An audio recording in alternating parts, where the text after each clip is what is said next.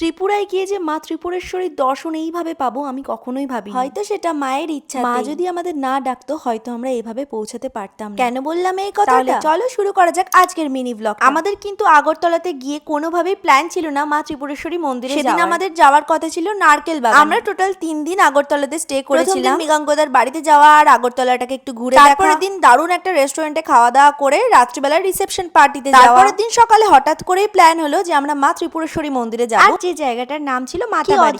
হঠাৎ করেই প্ল্যান হয়ে যাওয়া এই মা ত্রিপুরা সুন্দরীকে দেখে যেন মনটা একেবারে শান্ত হয়ে গেল। আমাদের রুম থেকে মাতাবাড়ির এই মন্দিরটা যেতে লেগেছিল 2 ঘন্টা। সামনে ছিল একটা পুকুর আর সেখানে না কচ্ছপে ভর্তি, সাথে ছিল অনেক মাছ। তার সামনেই ছিল অনেকগুলো ডালার দোকান। আমরা যে যার মতন ডালাগুলো নিয়ে আস্তে আস্তে মন্দিরের দিকে এগিয়ে যেতে থাকলাম। যেহেতু প্ল্যান ছিল না তাই আমি আর কোনো শাড়িও নিয়ে যাই। মায়ের কি অশেষ কৃপা, হয়তো মন থেকে যেতে চেয়েছিলাম বলেই আমাদের সকলকে ডেকে পাঠিয়েছে মা। ডালাটার মধ্যে ছিল ওখানকার বিখ্যাত প্যারা। পুজো দেওয়ার পর খেয়ে মনে হচ্ছিল অমৃত খাচ্ছি। হঠাৎ করেই আসা এই মন্দিরের লাইনটাও ছিল বেশ খানিকটা বড়। আমরা ওই রোদের মধ্যে 1 ঘন্টা লাইনে দাঁড়িয়ে পুজোটা সম্পন্ন করলাম। তবে এটা সত্যি মিরাকেল। আমি যে রোদে 1 মিনিটও থাকতে পারি না, রোদে 1 ঘন্টা দাঁড়িয়ে থাকতে আমার কোনো সমস্যা হয়নি। অবশেষে সেই লাইন পেরিয়ে মা ত্রিপুরা সুন্দরীর দর্শন মিলল। একটা অন্ধকার কুটিরে মাকে পুজো করা হয়। খুব একটা চকমকে ব্যাপার স্যাপার নয়, কিন্তু তবু যেন একটা অসম্ভব সুন্দর অনুভূতি হচ্ছিল মাকে দেখে। মন্দিরটা আমার ভীষণই পছন্দ হয়েছে। আমি বেশ কয়েকটা ঠাকুরের স্থানে গিয়ে ঠাকুরের কিছু ফটো আনার চেষ্টা করি আর কিছু স্মৃতি আনার চেষ্টা করি। আমরা ওই দুপুর 3টে পর্যন্ত একদম উপোস করে পুজোটা দিয়েছি। তবে সত্যি বলতে পুজো নেওয়ার নিয়মটা আমার একটু অদ্ভুত লেগেছে। এত তাড়াহুড়োর মধ্যে কি আর মাকে শান্তি মতো দেখা যায়? মন প্রাণ জুড়ে দেখেছি। তারপরে আমরা একটু খাওয়া দাওয়া করলাম, কারণ তার কিছুক্ষণ পরে ছিল আমাদের ব্যাক করার ফ্লাইট।